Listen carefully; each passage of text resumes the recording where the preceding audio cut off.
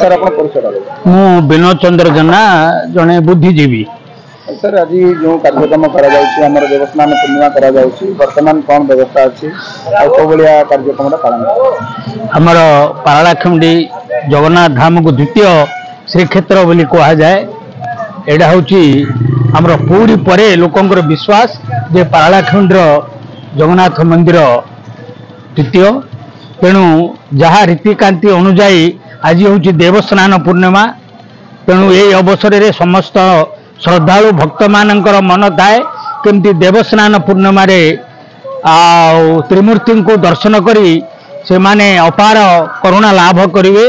तेणु यही अवसर में आमर पारलार जनसाधारण बा आखपाख अंचल श्रद्धालु भक्त माने एवं जनसाधारण को निवेदन करुच्ची आज पवित्र दिन में प्रभु जगन्नाथ बलभद्र सुभद्रा को दर्शन करी से माने पुण्य अर्जन करंतु। यही अवसर में आमर मध्य जिला प्रशासन तरफ समस्त पुलिस बाहिनी सब रही श्रृंखलित व्यवस्था रे समस्ते रही किमती आमर पारलाखेमुंडीर देवस्नान पूर्णिमा को श्रृंखलित भाव में से जिला प्रशासन और मंदिर पूजक माने सचेतन अच्छी। पुणी थे आपण मानक मु अनुरोध करुच्ची आज भाया दिन को हाथ छड़ा करंतु नाही।